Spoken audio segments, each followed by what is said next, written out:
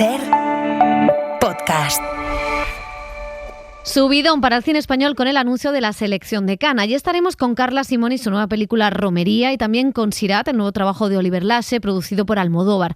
Además, entre los estrenos de la semana tenemos a dos héroes atípicos en el cine americano. Por un lado, Rami Malek en el thriller de espionaje Amateur, y por otro, Viola Davis como presidenta de los Estados Unidos liándose a mamporrazos. Por supuesto, comentamos Muy lejos, una de las revelaciones del año, el debut de Gerard Homs con Mario Casas, y también otras propuestas como La niña de la cabra. Y en televisión toca hablar de despedidas como la de Black Mirror o El cuento de la criada. ¡Acción!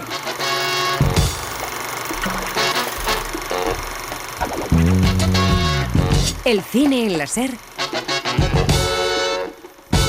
con Pepa Blanes.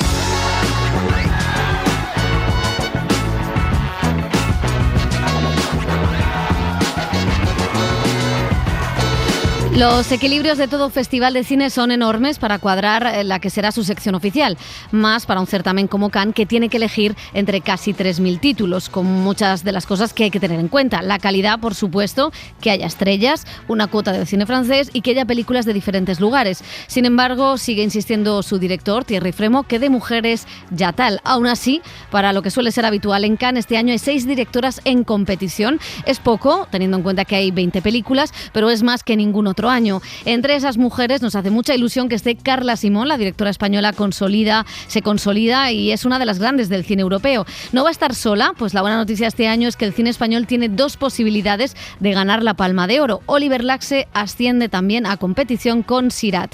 Y todavía queda por conocer las selecciones de la Semana de la Crítica y de la Quincena, donde esperemos estemos representados. Un reflejo de que en los últimos años hay una nueva generación de creadores y de productoras, y hay un nuevo espíritu en el cine español, que cree en lo que hace, que viaja fuera, que gusta y que encuentra a su público aquí dentro. Pero como decía el propio Frémaux, también es un cine que mira al mundo actual, y eso es sumamente importante. Ojalá que nada ni nadie venga a joder esta buena racha, porque nos lo merecemos, y esperemos que las instituciones sigan cumpliendo y apoyando. L'amour qui fait tomber les cheveux, l'amour qui nous bande les yeux, l'amour vendu au plus sensible par des putains de vicieux, l'amour qui nous fait croire que lui c'est eux, que ça ne sera jamais mieux, l'amour qui nous rendra peureux, même des plus belles histoires à deux. Pues ya tenemos sección oficial en el Festival de Cannes, con muy buenas noticias para el cine español. Carla Simón, son film s'appelle Romería. Oliver Lasse, c'est un cinéaste espagnol. Celui-là s'appelle Sirat, c'est un road movie. C'est un road movie. Voilà, un road movie. Ha quedado claro, es una road movie. Claro, estaba pensando, Romería, una road movie de Oliver Lasse, es de la que ya hizo una, por cierto, por Marruecos. Y esta también vuelve a ser en Marruecos. Elio Castro, José Manuel Romero. Pues tenemos a Carla Simón, como decía Thierry Frémaux, con Romería, tercera película de la directora, después de ganar el Oso de Oro por Alcarrás, y un gran salto entrando en Cannes. Y contaba cómo había sido pues esa espera in extremis junto a su productora María Zamora. Bueno, y el hecho de recibir la llamada ayer a las 10:30, o sea, es muy tarde. Además vas recibiendo info de otras pelis, sobre todo a nivel internacional, que te van diciendo, están llamando a los noes. Entonces tú sabes que están llamando a los noes. Entonces dices, hostia, no nos han llamado. Entonces ya se hace más posible y más posible cada vez cuando va pasando las horas, ¿no? Bueno, las dos celebraban esta selección y bromeaban con la señal que tuvieron gracias al hijo de Carla Simón. María está en Barcelona, como podéis ver, entonces estaba de los nervios y le dije, vente a mi casa, y así ya, ¿no? Compartimos, lo vivimos juntas. Y estábamos cenando y a mi hijo le gusta mucho el Carnaval de los Animales, que es música clásica. Entonces le pusimos y de repente María dice... empieza como... La música de Cannes. Y yo, es una señal. Y me miraba en plan, se ha vuelto loca, ¿qué dice? Ya, es que yo ¿qué es la música de las escaleras? Entonces para mí fue como una señal, un par de horas antes de que luego nos llamara. Es la música, el Carnaval de los Animales de Saint-Saëns, que suena cada vez que empieza una película de sección oficial, y pone los pelos de punta cuando estás en el Teatro Lumière, que es donde se verá esta película, pero también la nueva de Oliver Lasse, hijo de Cannes. Allí presentó O que arde, también sus anteriores películas, siempre en Answer tan Regar, y a él sí que le avisaron hace 3 días, él estaba un poco más tranquilo. Sirat es su película con Sergi López, como un padre que busca a su hija en una rave en Marruecos. Está producida por El Deseo, o sea, por Almodóvar, también por Movistar Plus, y decía el autor gallego, muy indie, que esta es su primera peli con una televisión y que también es su peli más política, y eso es algo que también ha tenido en cuenta el comité de selección. También estoy más maduro. Creo que cuando hablo de peli abierta y peli radical al mismo tiempo, creo que es un signo de madurez. Creo, o por lo menos, pues uno aprende a narrar mejor, aprende a entender mejor cómo somos viendo una peli, qué sentimos, cómo vemos las películas. Creo que la película además es la película que toca más, curiosamente toca más la actualidad. Creo que es una respuesta a esta época convulsa y un poco esta época histérica, ¿no? Creo que sin dejar de ser poética, la película es mi película más política también. Bueno, pues es una cosa que es cierto, que toda la sección oficial de Cannes dialoga entre ella y dialoga con el presente, algo también muy importante que tienen en cuenta. Y ha terminado ese anuncio, que para que se hagan una idea los oyentes, Thierry Frémaux y la presidenta del festival lo celebran con toda la parafernalia en un cine, con todo desplegado, la estética, los agradecimientos. Ahí ha estado el corresponsal de la SER en París, Vicens Batalla, y ha pillado a Thierry Frémaux, que habla español, es el delegado general de Cannes, y valoraba pues este buen momento que vive nuestro cine y esta nueva generación. Por supuesto que es una gran satisfacción, no solamente de tener España en competencia, pero de tener jóvenes directores en la selección oficial y también directores, una directora, un director que son parte de la familia de Cannes. Bueno, pues es verdad y bueno, muy bien, la familia de Cannes empieza a crecer. La familia de Cannes es lo que quieran los de Cannes. Exactamente, y cada año puede cambiar. Mío, este lo descubrí yo. Y bueno, al final lo hemos hablado aquí en muchas ocasiones. La función principal también de los festivales, más allá de la pompa, las alfombras, las grandes estrellas, es descubrir talentos, es lanzar carreras, es darle la posibilidad a nuevos autores. Oliver Lacks ha sido hijo de Cannes desde el principio, ¿no? Desde sus primeras películas. Carla Simón. Eso significa tener producción francesa también, y eso es muy importante. Importantísimo para entrar, porque el encaje de bolillos que tú decías al principio, ¿no? Del editorial, de lo difícil que es hacer la selección de un festival, parte de eso también está, pues, que haya una producción francesa y que haya un compromiso también de distribución en salas, en Francia, ya sabéis lo que cuidan su cine, y Carla Simón, que también defendía a Frémaux, como hizo la residencia del Festival de Cannes, aunque luego fuera a competir a Berlín y ganar el Oso de Oro con Alcarrás, pues también la consideran de alguna manera que es de las suyas. Bueno, y verano 1993 también se fue a Berlín. O sea, eso es un poco apropiación francesa. Vamos a ver, tuvieron siempre. Imperio, no, sí, never forget. Porque Oliver Lacks sí que es verdad que ha escalado todas las secciones paralelas, digamos, de Cannes, la quincena de realizadores, una cierta mirada, con mimosas, con todos vosotros sois capitanes. Ese sí se puede considerar hijo predilecto y con todos los honores de Cannes. Claro, ¿no? y que es un cine muy, muy complejo, o sea, para que funcione sin el apoyo de un festival como Cannes, con lo cual es cierto que, bueno, y que esté en sección oficial también es un paso, que es como le pasó a Serra. Son autores muy complejos incluso para la sección oficial, que muchas veces las cosas muy radicales tampoco siempre encajan, o sea que muchas ganas de ver esas dos películas, Romería y Sirat, y también hay una tercera pieza española en Answer tan Regar, es una coproducción, pero es importante porque eso también muestra que nuestros productores y nuestras productoras, esa nueva generación, pues están también teniendo buen ojo. Es Diego Céspedes, un director chileno que presenta una película también sobre una invasión de una enfermedad en el Chile más rural, con mucho pulso político. No, yo quería mencionar a Sergi López, que también es hijo de Cannes, porque con el cine de Manuel Poirier, él empezó en el cine francés, y precisamente en Cannes vimos Western en el año 97, que era la primera vez así que se dio a conocer Sergi López internacionalmente. Y casi cierra el círculo, porque Sergi López estuvo en 2009 con Isabel Coixet, Mapa de los Sonidos de Tokio, edición 2009 con 2 películas españolas, Los abrazos rotos de Pedro Almodóvar, que ahora produce a Oliver Laxe, con lo cual es también bonito todo este casi cierre del círculo. Y recordemos que quedan por anunciar, digamos, 2 secciones que están fuera del Festival de Cannes, pero que se engloban un poco en lo que es la celebración del cine esas semanas, que son la Semana de la Crítica y la Quincena de Cineastas. Veremos a ver si hay españoles o no. Esperemos que sí. En la semana sí tenemos a Rodrigo Sorogoyen como presidente del jurado, o sea que vamos a tener mucho español por la Croisette este año, además de muchos nombres internacionales. Vamos a mencionar que está también, que no lo van a tener fácil ni Carla Simón ni Oliver Laxe, porque está Wes Anderson, está Ari Aster, está Kelly Reichardt, hay muchos, y los Dardenne, que tienen 2 palmas de oro, pero nunca pueden ser las que tengan la tercera. Sabemos que es un dicho, pero aquí lo importante es estar, más que competir por la palma de oro. Sello, en el sentido, es el sello. Y que sus películas ya están vendidas internacionalmente en todo el mundo. O sea, y el escaparate que es, esa escalinata, ese tener el sello de Cannes, ese póster que ya han salido con la palma de selección oficial del Festival de Cannes, es que la exposición para sus películas, para estos autores, es inmensa a nivel mundial. Es que supone que la siguiente peli la puedes hacer, ¿no? Claro. Que no siempre, no cualquier cineasta de autor tiene asegurado que pueda rodar la siguiente, ¿no? Y Cannes pues ofrece eso, el mercado francés ofrece eso, así que esperemos que la Unión Europea sea dura con los aranceles a las películas americanas. No, y hay una selección que siempre hace Cannes que es interesante, ¿no? Que igual que te coge a Panahi o a Tariq Saleh, el autor egipcio,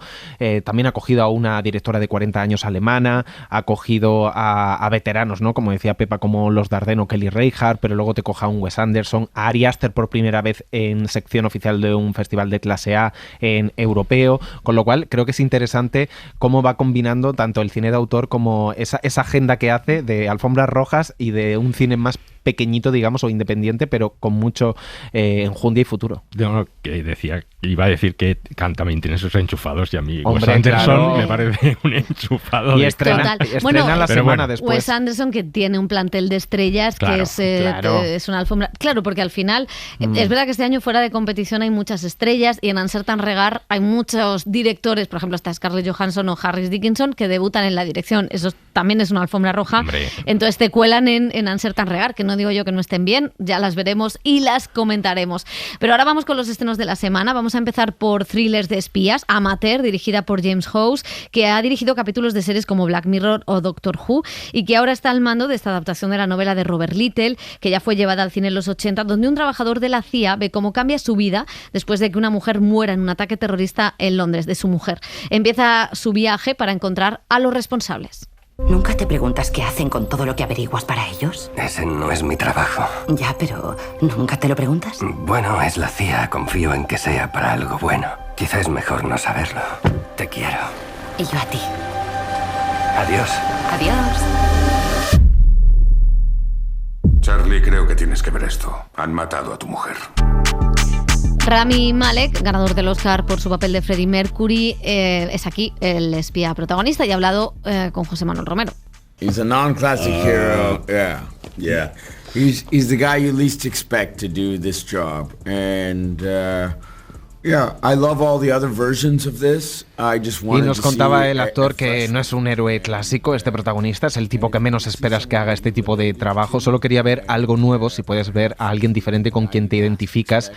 A mí eso me gusta. Nos decía que no le suele pasar, ¿no?, con que ese heroísmo, buscar el heroísmo en las personas en cosas diferentes, ¿no?, a través de este tipo de películas, pero que la gente sienta el coraje del personaje y sean capaces, ¿no?, también de compartir esa fuerza. Bueno, pues el actor es otro de esos casos que se pasa a la producción con ganas de tener más responsabilidad y controlar también los proyectos que le apetece hacer. I've always thought about my evolution in this career, and I love acting. I love all aspects of it. If I could be a cinematographer. Decía que siempre ha pensado en la evolución de su carrera y que le encanta actuar, pero que también le encantan todos los aspectos. Si pudiera ser director de fotografía lo haría, si pudiera ser diseñador de producción lo haría. Así que no se trata. ¿Por qué no, Rami? No se trata tanto de supervisar, sino de seguir el proceso del principio al fin. No decía que los actores están acostumbrados a que llegan, hacen su papel, terminan su parte del rodaje y se marchan, y aquí le apetecía estar analizar el arco completo de la película de principio a fin. Luego me he enterado, y no hemos enterado, de que ha contado en los medios americanos que decidió ser productor cuando Paul Thomas Anderson le cortó de The Master. Suele pasar, siempre hay un trauma detrás. Bueno, en el reparto le acompañan, entre otras, Rachel Brosnahan y también la irlandesa Catriona Balfe en el papel de una rusa exiliada y una misteriosa mujer que opera en las sombras. Una de las pocas rusas buenas del cine americano. It was a lot of fun. I was really inspired by a Russian activist, Nadia Tolokonnikova. Y decía la actriz que se lo había pasado genial trabajando el acento, escuchándolo en podcast y en charlas de TikTok y escuchando a las Pussy Riot. O sea que está muy bien esa forma de conocer. Bueno, tenemos también a Lawrence Fishburne, al que recordarán por su papel de Morfeo en Matrix y otros tantos, una leyenda de Hollywood que le da este consejo a los actores jóvenes que están empezando. Find a good mentor, find a good teacher, and really do yourself a favor and not y decía, worry encuentra un buen mentor, un buen profesor, no te preocupes por el éxito, por ser una estrella o ganar dinero, sino céntrate en ser el mejor, en aprender, en invierte tu tiempo en trabajar para sentirte seguro de tus habilidades. Yo creo que todo el mundo en Hollywood lo está aplicando sí, también. Seguro. Bueno, el director, como decíamos, es James Hawks, que últimamente ha estado al frente de la serie Slow Horses, y aquí le preguntaba a José, pues a quién se le había ocurrido, porque hay una escena, ahora lo comentaremos, una piscina colgante en medio del Palacio Real de Madrid. We sent a drone unit there, so the pool and the towers exist in South London.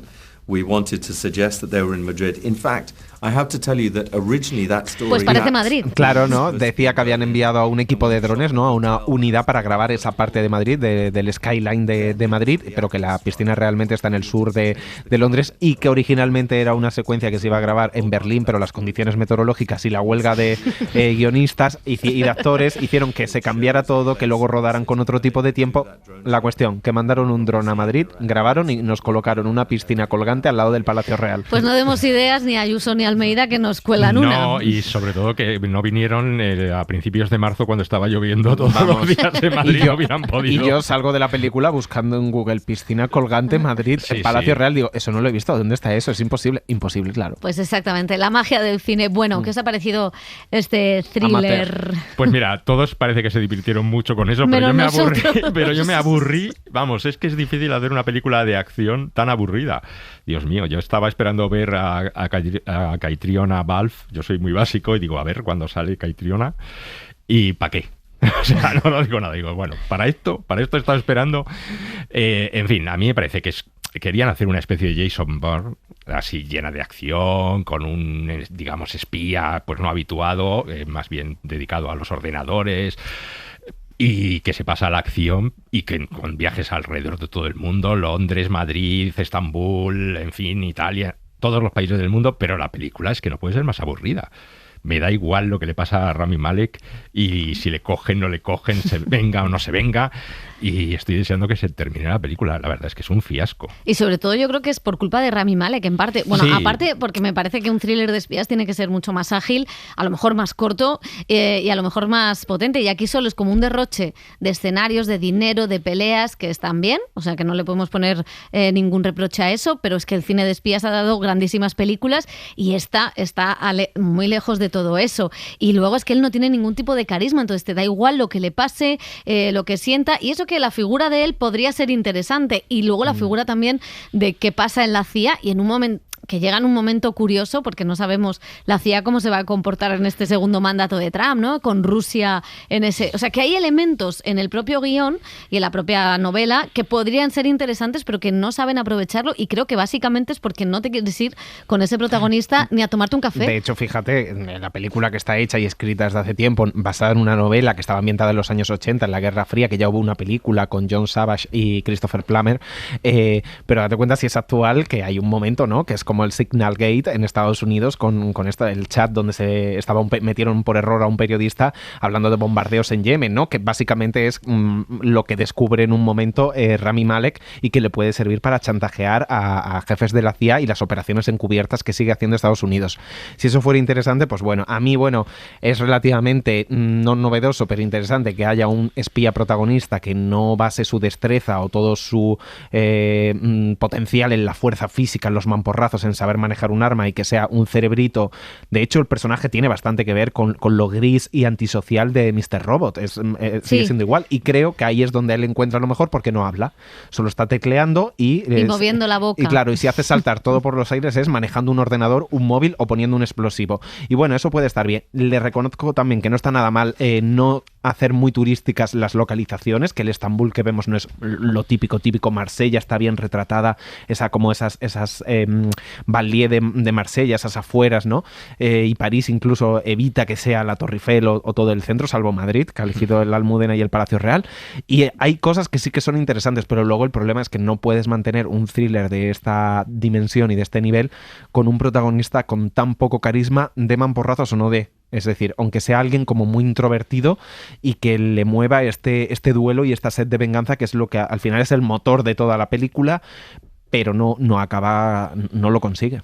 Bueno, pues otra película de acción donde la CIA tiene un papel importante es G20, que llega directamente a Amazon y que dirige Patricia Regan. Viola Davis es aquí la presidenta de Estados Unidos, ojalá asistiendo a una cumbre mundial con el FMI incluido, y sufren un ataque terrorista de un grupo de criminales y criptobro, de esos tíos que quieren hacer caer las finanzas y enriquecerse más. Los 20 líderes mundiales más poderosos juntos se desconectarán en 3, 2, 1...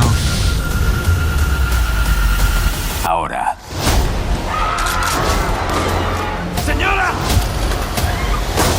¡Vamos, vamos!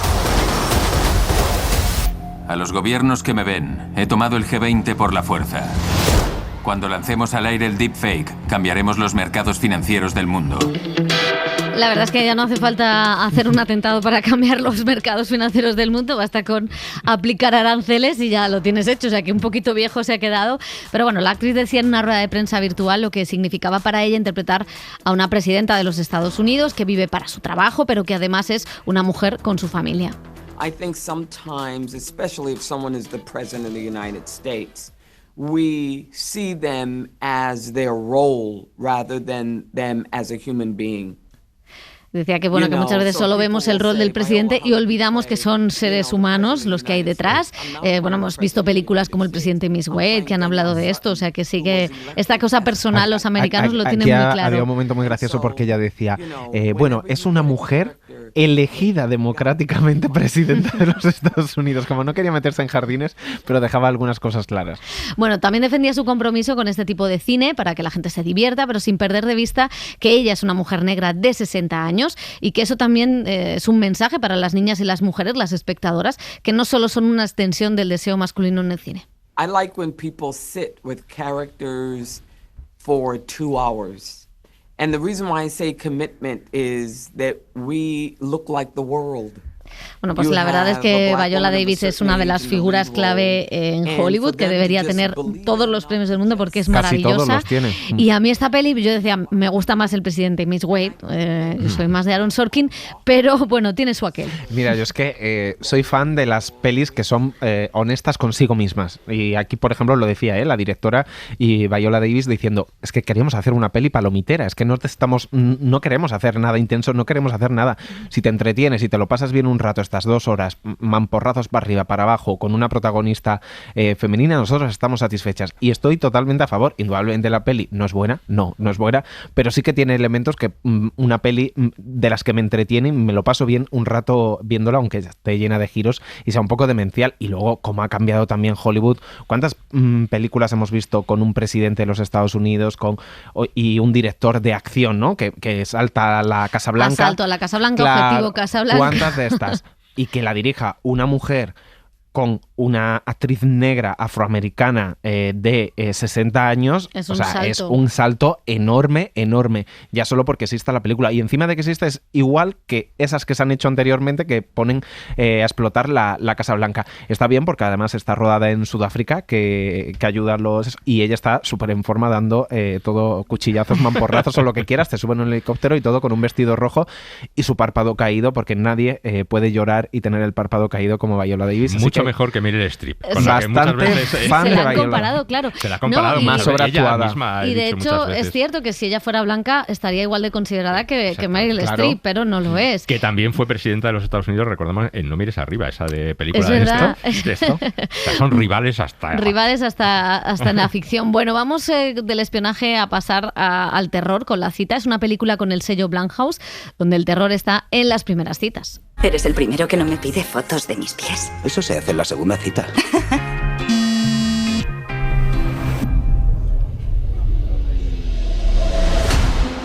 Elio Castro, ¿da terror tener una primera cita? Pues sí, en general bastante. En general bastante. Esta, bueno, es entretenida, digámoslo, absurdamente entretenida, increíble todo su planteamiento, sobre todo una persona o dos personas que están en su primera cita y no hacen otra cosa que levantarse pues para atender el teléfono móvil, porque a través del móvil es donde viene, digamos, el terror. Pero en fin, para pasar un ratito y punto. Bueno, pues vamos al cine español, que tenemos una de las sorpresas del Festival de Málaga. Es Muy lejos, la ópera prima de Gerard Homs, coach de actores durante años, que coincidió con Mario Casas en No matarás y desde entonces mantienen una estrecha relación. Ahora el actor protagoniza esta historia que tiene mucho que ver con la vida del director. Durante un partido del Español en Utrecht, Países Bajos, Mario Casas decide tirar la cartera para tener una excusa de quedarse allí, trabajando de lavaplatos, viviendo en un albergue, y ahí es donde consigue encontrar su identidad. Me han dicho que me tengo que quedar unos días por si aparece. Bueno, me tendrán que hacer un pasaporte de emergencia, supongo. Vale, ¿que te quieres subir al avión y dejarme en paz, coño? Me quedo. De momento serán solo unas semanas. Al menos aquí tengo un trabajo. Yusuf, no? Jo acabo d'arribar, no conec a ningú. He vingut a provar. Aleshores no he vingut a provar res, has vingut a sobreviure. Muy lejos para mí es una reconciliación. Es así, hacia mí y hacia los míos. Y entonces sí, hay una resignificación de todo lo que sucedió, ¿no? De este bloqueo durante muchos años, de no mostrarme plenamente al mundo como yo amaba o como yo quería. Hay un resignificar con esta historia, arrojar luz a ese momento, hasta el punto de que hay momentos en la película, hay pasajes en la película que están rodados en exactamente los mismos lugares donde yo lavaba platos.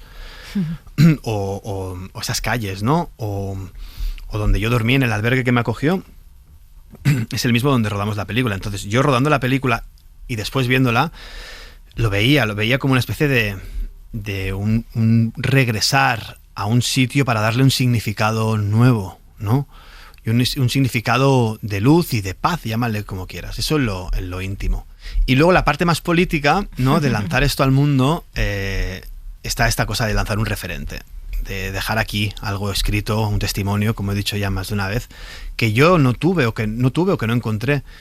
Entonces, que esta historia haya servido, este bagaje mío, ¿no? Este viaje, haya servido también para generar de repente aquello que yo no tuve, pues es una manera de cerrar, de darle sentido. Trabajo físico del cuerpo, porque es verdad que al final de la peli, casi al final, hay un momento que se ve o en el espejo o lo que pasa después, que hay una conexión, o sea, que él se mira y hay un movimiento o unos movimientos después que conectan, ¿no?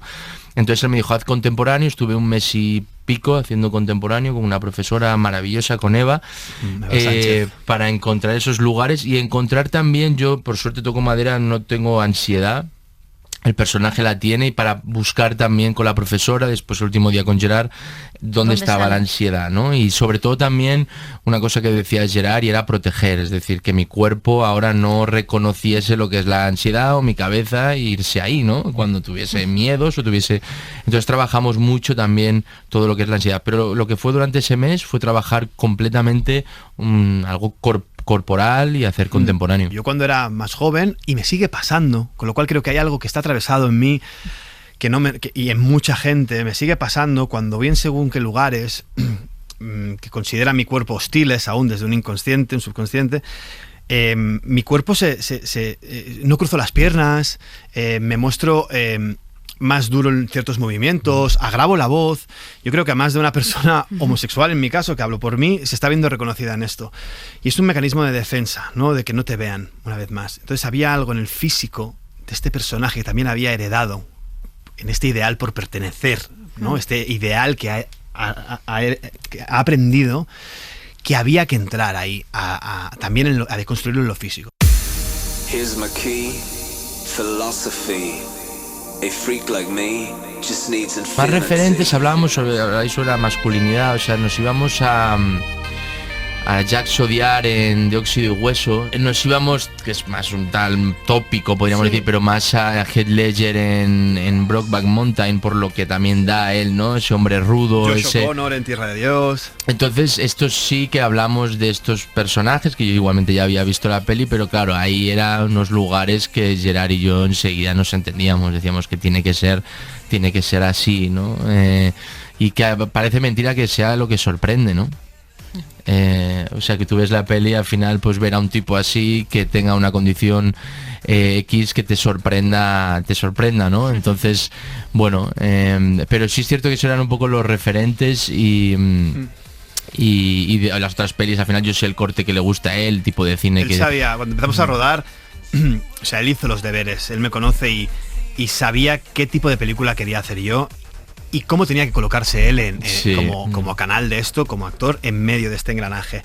Desde la primera toma, desde la primera charla. Sí, además, o sea, a mí saber cómo iba a rodar, o sea, ir a lo Gorilla Style, ¿no? Con la cámara en otro país, en Utrecht, o sea, para un actor es un regalo. O sea, sabes que la escena va a estar viva, que vamos a continuar pase lo que pase, que son escenas largas, que es otro idioma. Él intenta descubrir qué pasa si yo esto que me he contado a mí mismo, este lugar que yo he aprendido, qué pasa si lo pongo en duda. Y de eso va la película, creo, de una duda que se sostiene. Y es bonito que la película se funde en una duda, porque de la duda emana la fragilidad, la ternura, el amor. Emana todo eso, la contradicción, emana todo eso que a veces nos da tanto miedo exponer.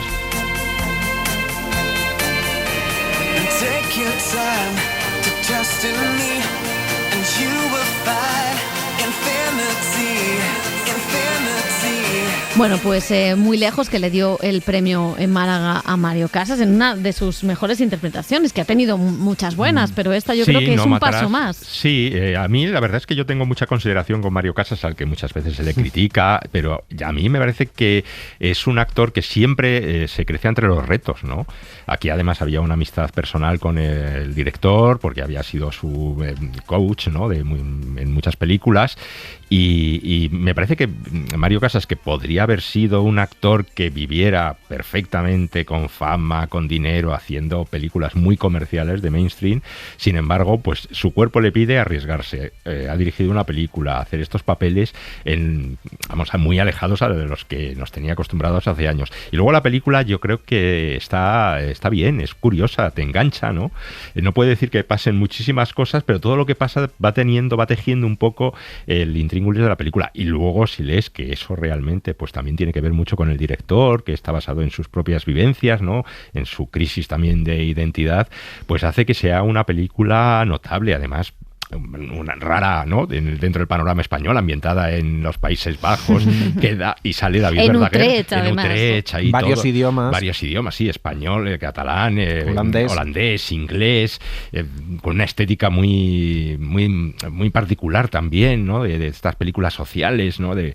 Entonces se ve con interés y con sorpresa, ¿no? Y a mí me parece que, bueno, pues el premio a Mario Casas en Málaga pues fue muy merecido. Veíamos la semana pasada al otro premiado, exequo Álvaro Cervantes en Sorda, y la verdad es que esas dos interpretaciones el jurado hizo bien en optar por las dos, yo creo. Sí, a mí me gusta mucho porque creo que en esta, a mí Mario Casas me ha gustado en muchos papeles, pues No matarás, por supuesto, pero a mí me recuerdo que me gustó mucho, me sorprendió mucho en La mula, sí, que era un registro más cómico, con un acento que era difícil de conseguir. O sea, que yo creo que cuando tiene papeles buenos y saben exprimirle y él sabe hacer ese ejercicio, está estupendo, ¿no? Como cualquier actor. Y en este caso me gusta mucho porque es una interpretación muy silenciosa a veces, donde el cuerpo tiene mucho que ver porque al final la masculinidad pasa por el cuerpo, ¿no? Y esta es una película en la que alguien se da cuenta de que esa masculinidad en la que no está cómodo y tiene que abrazar otra masculinidad, otra identidad sexual, otra vida, ¿no? Y a mí me gusta mucho cómo lo cuenta de una manera muy sutil, cómo además pone al personaje o lo va moviendo a través de la ciudad, pero la cámara va moviéndose con él. Hay muchas cosas que me gustan de la puesta en escena de Gerard Homs y sobre todo también de lo que dice la película, ¿no? Que lo material va ligado a cualquier tema identitario, que no pueden separarse. Y en ese caso, en ese retrato también de la precariedad de una generación, que es la de Gerard Homs y es la de mucha gente que se tuvo que ir, que no se encontraba a sí mismo por muchos motivos, añade también esta historia queer que me parece muy, muy importante, un nuevo referente, que además es un referente distinto al que pueden crear los Javis, que también han creado muchos referentes, o a Pedro Almodóvar, y me parece interesantísimo lo que hace. Creo que la película no se le va en ningún momento, está bien dirigida, bien interpretada, y yo creo que va a ser, junto con Sorda, una de las óperas primas del año. Absolutamente, una de las revelaciones del año, y a mí me parece una película profundamente inteligente en el uso de todo lo que está en pantalla, ¿no? Desde el trabajo de Gerard Homs con Mario Casas, creo que utiliza muy bien las cualidades de Mario Casas, esa fisicalidad que tiene él para ir quitándole capas, rascando, ¿no? Llevándolo hacia una corporalidad más amable, más reconciliada consigo mismo, quizá más frágil, más vulnerable, más de aceptación, de reconciliación con lo que le ha pasado, con su propio viaje. Creo que ahí Mario Casas está muy, muy bien porque es un personaje par con palabras, básicamente porque nos atreve a poner en palabras lo que le está pasando, lo que está pasando por su cabeza, si quiere verbalizar esa idea que tiene de él, esa búsqueda de identidad que tiene de él. Entonces eso me gusta, y que parta del mundo del fútbol. Total. Me parece muy interesante. No porque, se quita la camiseta del Español. Claro, por la película. Eso es maravilloso, y ese chandalumbro mitiquísimo.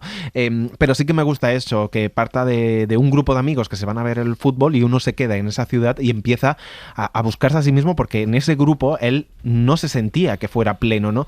Me gusta eso, y luego, como decía Pepa, que lo mezcle con la crisis de 2008-2009, que es una crisis generacional que nos ha tocado a todos de una manera o de otra, con las capas y los niveles diferentes de inmigración que hay en los países del centro Europa, porque hay un clasismo de primera, de segunda, de tercera, con las barreras, con la precariedad, con el trabajo, y luego que utiliza muy bien el misterio y la ansiedad del personaje, en el sentido de que yo no tenía ni idea cuando vi la película de qué iba la película. Entonces empecé a ver y digo, ¿pero qué le pasa a este chico? ¿Por qué se queda? ¿Por qué decide quedarse? ¿Por qué le engaña a unos a otros? ¿Por qué tiene esa ansiedad? ¿Por qué tiene esa cosa como esa coraza y en el pecho le cuesta casi respirar, ¿no? Entonces vas entrando y yo creo que haces el viaje con el personaje, y me parece en lo estético, en lo político, en lo social, la película que es muy, muy completa, y a mí es de mis favoritas de este año, de lo que he visto del cine español. Pues y cómo se idealiza un país como los Holanda. Países Bajos, sí, ¿no? Que parece que es el progreso y que es la sociedad perfecta, y que tiene también su lado negro y oscuro. Y qué bien está David Verdaguer. Siempre está bien. Y esa señora, por favor, holandesa, que acoja, la señora holandesa que acoge en su casa a Mario Casas, es el tipo de persona que te reconcilia con el mundo. Bueno, pues otra directora española es Ana Asensio, actriz reconocida, debutó en la dirección hace unos años con The Most Beautiful Island y ahora cambia de registro en una historia luminosa. Es una película familiar sobre una niña a punto de tomar la comunión que se hace amiga de una niña gitana.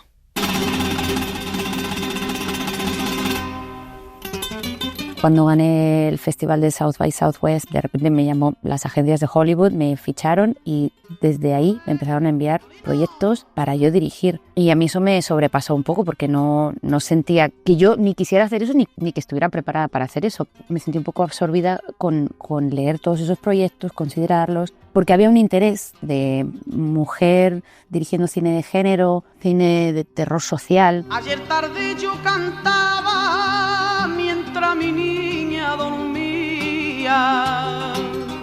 Era algo que llamaba mucho la atención y se esperaba que yo continuara en la misma línea, pero yo no tenía nada preparado. Entonces, como yo no tenía ningún guión que ofrecer, me venían a mí propuestas que no encajaban para nada con mi sensibilidad. Entonces, bueno, eso fue una pérdida de tiempo. De ahí yo empecé a escribir un guión que era un thriller y bueno, llegó a las manos de los hermanos Larraín, de Pablo y Juan, y hubo un momento en el que lo iban a producir y luego se cayó.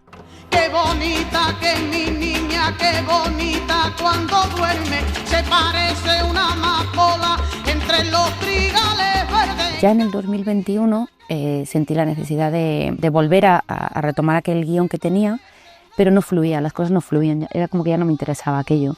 Y sin embargo, pues de repente me empezaron a venir imágenes de mi infancia y recuerdos. Mi madre no me las deja pintar. ¿Por qué? Porque dice que eso no es para niñas. Pero si esto luego se quita. Ya, no sé por qué. Y me di cuenta que era eso lo que quería contar, que no tenía nada que ver con Estados Unidos, ni con el cine de terror, ni con nada de ello, que lo que quería era venir a Madrid a contar una historia de mi infancia de los años 80. Te voy a enseñar a Lola, ven. ¿Quién es Lola? ¡Una, ven! Lo más difícil para mí en ese momento, de alguna manera, porque no tengo contactos en Madrid ya, después de tantos años que llevo fuera.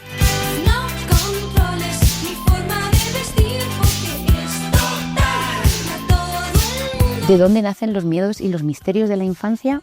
Que realmente son las preguntas existenciales que llevas contigo toda la vida. Lo que pasa es que pues la vida cada vez se vuelve más ocupada cuando nos hacemos adultos y pensamos menos en ellos, pero cuando eres pequeño y por primera vez piensas en la muerte, es un impacto. Y en la oscuridad, en el más allá, Nos queda menos de un mes para el gran día.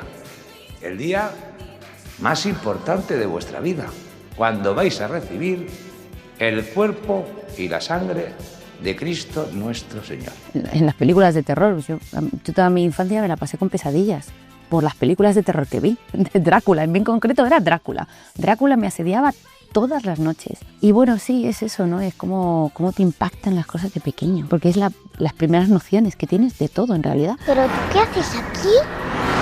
Que me escapo de casa. Eso no es autobiográfico, pero sí que yo me pasaba las tardes mirando por la ventana imaginándome historias del que pasaba por ahí, y evidentemente cuando venían los gitanos con la cabra me parecía un espectáculo fascinante. Entonces esta idea de haber podido llegar a haber conocido a una niña gitana que tiene esa vida más nómada, más libre, bueno, a ojos de un niño es fascinante, que tiene una cabra, que sus padres bailan y cantan y de eso viven, imagínate. Pues es una fantasía de lo que podría a lo mejor haber sido.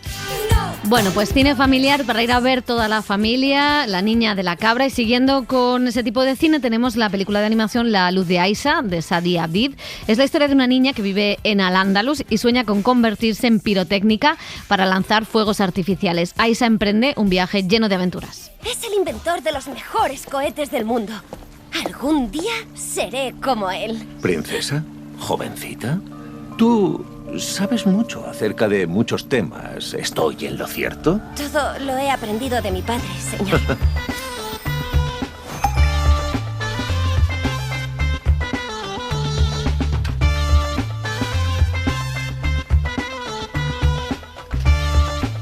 Por cierto, que en la película participa como director de animación Raúl García, el primer español dibujante en Disney, a cargo de dar vida al genio de Aladín o a las hienas del Rey León. Con él hemos hablado de ambientar esta historia en un proceso no retratado tanto por el cine.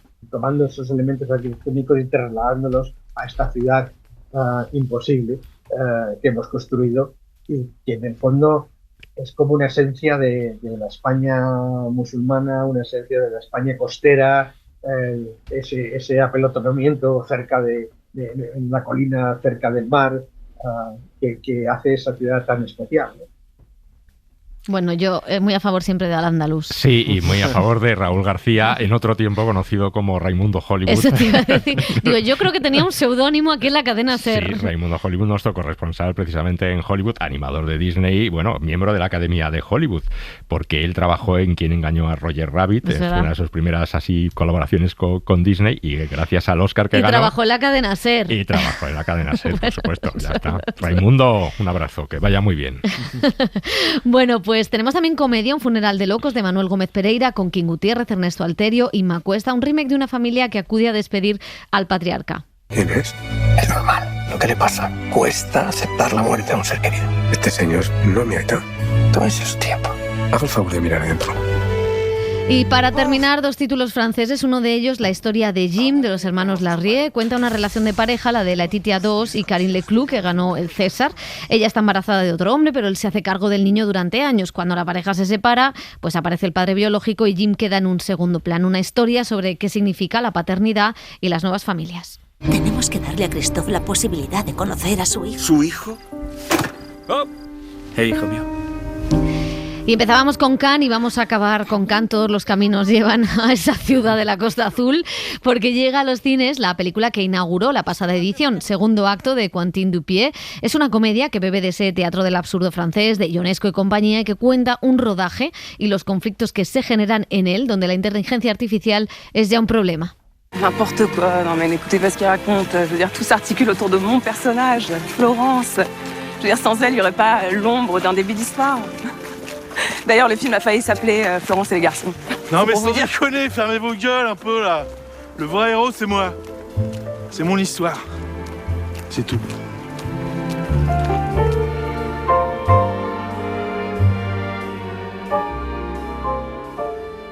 El cine en la SER con Pepa Blanes.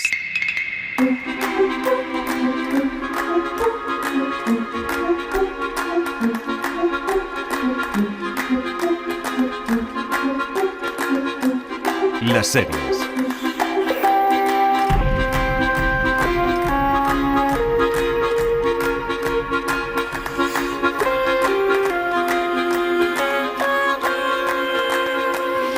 Hemos pasado los últimos lunes escuchando esta cabecera de televisión y ya nos tenemos que despedir de ella. Dani Garrán, ¿qué tal? Justo cuando le había cogido el gustito, ¿eh? ¿A la cabecera o a la serie? A la cabecera. No de quiero. la serie ya hablaremos. No quiero. Bueno, No quiero. esta semana hemos dicho adiós a la tercera temporada de The White Lotus, la aventura tailandesa del creador Mike White, con un montón de cotilleos, por cierto, y de cosas que hemos ido sabiendo esta última semana con las últimas entrevistas, y que la verdad prometía espiritualidad, revelaciones y lujo exótico, así que ahora vamos a ir viendo si lo ha cumplido o no. Sí, porque nos trasladamos en esta tercera temporada a los frondosos bosques de Tailandia, un entorno zen donde poner de manifiesto la falsa estabilidad mental de los pijos que acuden al resort a mercantilizar este tipo de filosofías. Como siempre, personajes nuevos con sus diferentes casuísticas, una pareja infeliz, una familia republicana con hijos mimados, 3 amigas de la infancia descontentas con su madurez y todas las dinámicas que se producen cuando se entremezclan con los trabajadores del resort. Mike White vuelve a desarrollar toda una sátira basada en el cinismo y el pesimismo de la condición humana y las costumbres de los más privilegiados. Nadie en la historia de la humanidad ha vivido mejor que nosotros, ni en las antiguas monarquías. Lo menos que podemos hacer es disfrutarlo. No hacerlo sería un crimen. Un crimen contra los millones de personas que no pueden ni soñar con vivir algún día como nosotros. La amo. Bueno, y como pasa siempre en The White Lotus, ningún personaje se salva, todos al final son unos egoístas que se traicionan a sí mismos por el poder, el dinero o el aplauso social. Aquí la ética no sirve de nada. Más allá del festín de sangre del último capítulo, la serie se ha ido cociendo a un ritmo más lento de lo habitual, donde las interpretaciones más destacadas han sido las de Amy Lou Wood, Parker Posey, diciendo Laura Sepang, Jason Isaacs y también Patrick Schwarzenegger, pero sobre todo nuestra Carrie Coon, que nos ha regalado un gran monólogo final en el que pone en valor la amistad contra el paso del tiempo y la distancia. A lo mejor es que al hacerte mayor tienes que justificar tu vida entera, cada decisión. Y cuando estoy con vosotras es como si se evidenciara cuáles han sido mis decisiones y mis errores. No tengo un sistema de convicciones. Bueno, he creído en cosas, pero para mí el trabajo ha sido mi religión desde siempre, pero esa fe se perdió en el camino. Y un día probé el amor y me pareció una religión dolorosa que lo hacía todo peor. Y luego se me ocurrió probar la aventura de ser madre y eso tampoco me salvó. Pero hoy he tenido una revelación. No necesito a la religión ni a Dios para darle sentido a mi vida, porque el tiempo le da ese sentido. Las 3 empezamos juntas en esta vida. Vale que la hemos seguido separadas, pero aún así seguimos juntas y al veros le veo el sentido a todo. No lo puedo explicar, pero aunque estemos solas en la piscina hablando de cualquier frivolidad, parece lo más profundo del mundo.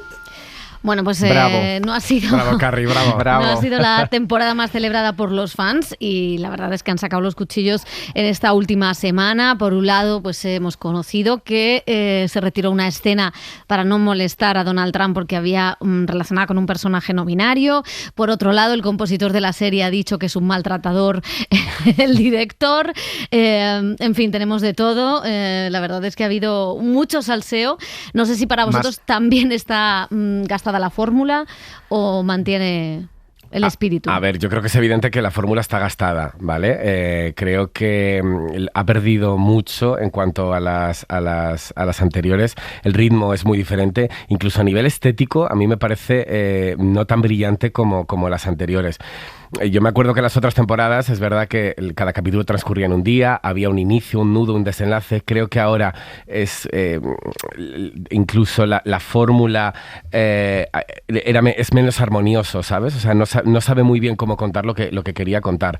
Pero yo creo que Mike White, tengo que romper una lanza a su favor, creo que sabe como nadie tensar la cuerda. Tensar el set. Tensar el set. Aparte de eso, a mí sí que me ha mantenido en vilo durante todos los capítulos. Es cierto que con un ritmo más lento que en otras ocasiones, pero sí que ha sabido mantener esa tensión hasta el último capítulo en el que todo explotaba, ¿no? Es verdad que el casting no me parecía tan carismático como los anteriores, o quizá también el personaje, cómo estaban ellos escritos. Hay algunas tramas que se han ido perdiendo, por ejemplo la trama del incesto entre los dos hermanos se ha diluido, me parecía, únicamente como por el morbo, ¿no? Por ver ese beso o por ver lo que pasó la noche de la fiesta de la luna. Tiene momentos, tiene conversaciones que deslumbran, está claro, pero bueno, creo que ni las tramas son tan memorables ni la sátira social tan afilada como en otras ocasiones. José. Yo creo que la fórmula no está en absoluto agotada, que hay fórmula para rato porque es una fórmula muy eficaz y muy eficiente. La cuestión es que la fórmula funciona si tú tienes unos buenos personajes y un arco de los personajes. Claro, no solo cambiando el me voy a Tailandia. Eso es, que no es solo cambiar el sitio. Para mí la fórmula es gustosa y creo que para todo el mundo es bastante placentera porque vive casi de un culebrón de las miserias de los pijos. Sí, y tampoco todas las series tienen por qué innovar, ¿no? Eso es. La cuestión es, en esta ha perdido, creo, bastante más humor. La otra tenía humor en sí mismo, con bastantes situaciones y humor no solo de gag, sino de las situaciones de los personajes. Aquí le deja casi todo el humor al personaje de la madre, a la Park Posey, ¿no? Que es esta de la señora adicta al lorazepam, súper pija, que solo quiere que su hija renuncie a irse con los monjes, ¿no? Y creo que eso le ha pesado. Y creo que sí que tiene un pozo como más mísero y más pesimista en todos los personajes, ¿no? Que como que cada un personaje arrastra muchos tormentos, muchas cosas del pasado, que en las otras temporadas había más interacción entre los propios visitantes o huéspedes de la isla. Luego creo que también no ha sabido tejer esa telaraña que siempre ha hecho en las anteriores temporadas. Mi favorita es la de Italia, la segunda, que es la convivencia un poco con los responsables y trabajadores del hotel, ¿no? Hay tramas... Para mí eso es lo que no me gusta de la serie. Hay tramas que en este sentido la única buena persona, que es el agente de seguridad de la entrada del hotel, le da una trama que realmente no le lleva a ningún lado. Cuando acaba, lo lleva a un sitio, pero sin un arco moral más allá de querer estar con una chica que le exige ser más hombre y más ambicioso de una manera violenta, ¿no? Entonces esas cosas sí que me desentonan un poco, pero a pesar de eso, y que creo que se ha perdido mucho entre medias, entre los capítulos intermedios de la serie, sigue siendo una serie bastante disfrutable y que nos hace aprender, por ejemplo, que no hay que tomar batidos de proteínas. Nunca. Son malísimos para el hígado y los riñones. Ese tipo de vaso batidor solo es para el salmorejo. Pero tenemos uno en la cadena SER. Claro. Voy a decir que tenemos uno en la cadena SER, no sé por qué. Pues cuidadito con las obras, lo que hay ahí. Y me parece bastante democrático que el lorazepam tampoco calme en los tormentos de los pijos, ni de los pobres, ni de nadie, aunque sean adictos al lorazepam. Hay otra cosa que viene a sustituir un poco en esta... Claro, con Succession había una fiebre por ver los modelitos detallitos que llevaban cada uno de los personajes, los relojes, la ropa, los bolsos de Siobhan, todo eso en Instagram. Había cuentas que seguían y que decían de dónde se habían comprado y lo que costaban, que es muy fuerte.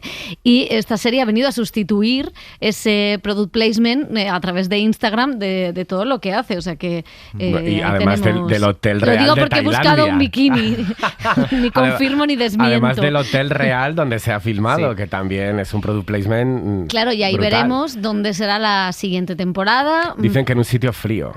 Claro, estaban diciendo en un Mallorca. resort de esquí, en un resort de esquí. Bueno. No, pues no. Y solo lo último, no vamos a hacer spoiler de quién muere, quién no muere, pero lo que le han hecho a Amy Lou Wood, que ha sido como la gran revelación de esta temporada, creo, de la serie y de casting, es imperdonable. No es justo. Y ella, tan inteligente, nombrando a Ofelia y a Shakespeare cuando leyó el guión, y de hecho visualmente es como un cuadro el final de temporada. Bueno, pues en breve también vamos a tener que decir adiós a otra serie que quizá luego veremos, se ha alargado más de la cuenta. Es El cuento de la criada, que también marcó época, sobre todo yo creo que estéticamente, y se ha estrenado ya la última temporada en Max.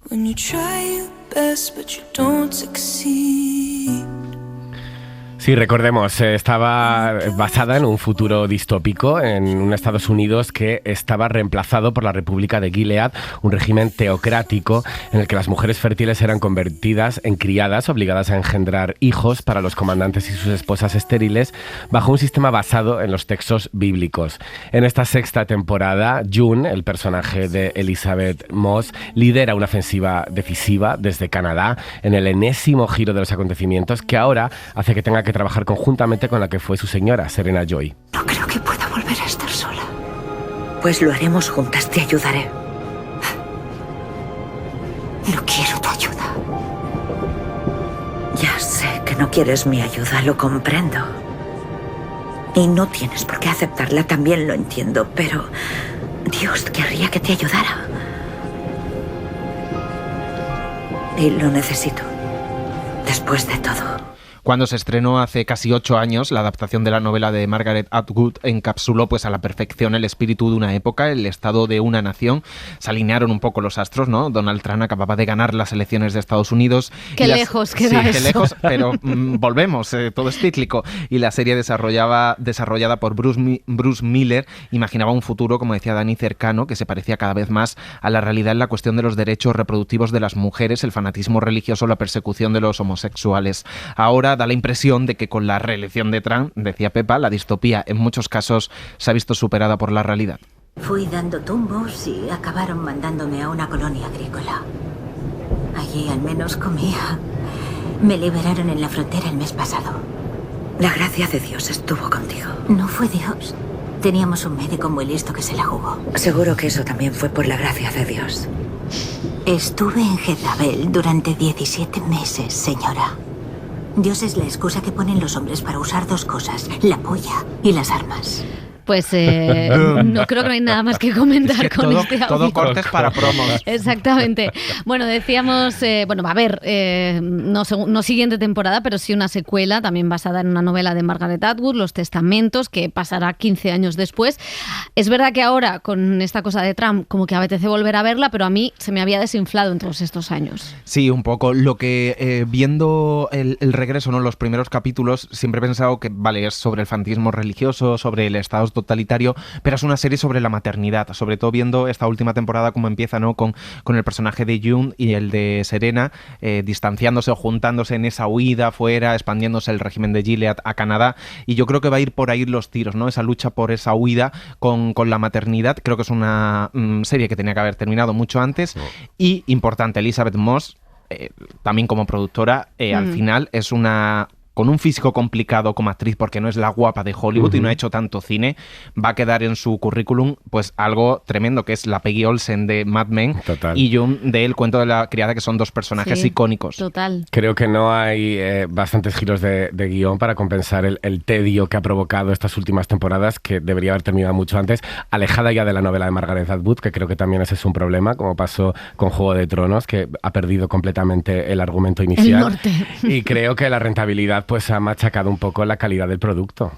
Bueno, pues vamos con otra distopía que también fue hija de su tiempo y a la que también a veces la realidad pues ha superado. Es Black Mirror, serie antológica de Charlie Brooker, que ha estrenado ya su 7ª temporada. Están mirando el móvil, pendientes del WhatsApp, Facebook, Twitter, Tinder, YouTube, Instagram, Snapchat. Pues sí, porque desde que se estrenó ¡Qué raperillo! hace ya 14 años, ojo cómo pasa el tiempo, seguro que habéis escuchado muchas veces eso de esto parece Black Mirror en vuestro día a día, y es que los constantes acontecimientos tecnológicos, geopolíticos que estamos viviendo en la actualidad parecen darnos la razón en que la distopía tecnológica de Charlie Brooker ya se ha quedado corta. La realidad da bastante más miedo. Con un magnate tecnológico como Elon Musk paseándose por la Casa Blanca, cualquier guión de Black Mirror se queda corto. En esta nueva temporada veremos cómo la inteligencia artificial manipula nuestra vida, realidades alternativas o el peligro de la tecnología aplicada a la sanidad. Estáis anunciando cosas a través de mí.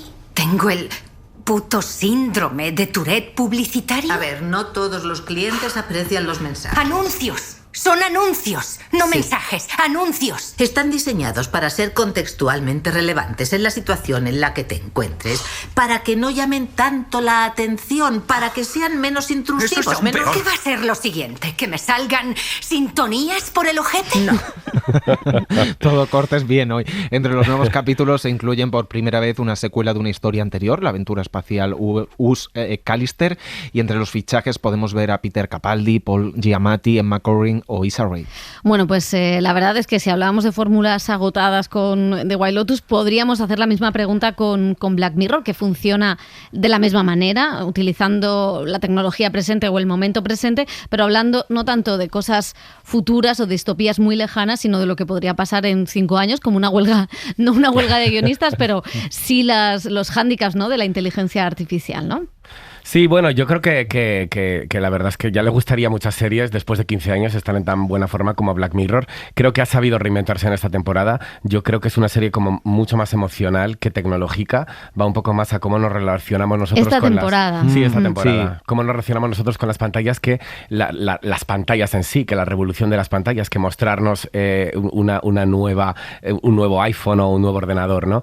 Creo que ha sabido muy bien hacer eso, ver cómo nos movemos y cómo nos relacionamos con las pantallas y con los algoritmos, y creo que ahí está su fuerte. Yo creo que es que hay una cosa que no está haciendo la sociedad, no están haciendo los medios de comunicación y no están haciendo los políticos, por supuesto, y tampoco las universidades, todas privatizadas y la pública ahogada por señoras con mala leche, pero es verdad que al final, y esto lo vimos, no sé si os acordáis de Silicon Valley, que teníamos cortes también buenísimos de esa serie, que cuando tú separas todos los inventos tecnológicos de las humanidades o de la preocupación por la ética y la vida, pues se generan cosas muy locas, y eso que no está pasando ahora mismo es quizá lo que propone la serie Black Mirror, y eso a mí me gusta mucho, y es verdad que esta es menos espectacular o que ya cada vez te sorprende menos porque la fórmula más o menos es igual, pero creo que sigue planteando debates interesantes. El audio que escuchábamos de la sanidad, bueno, pues es que tiene que ver con lo que estamos viviendo con la sanidad y la privacidad y la venta de nuestros datos,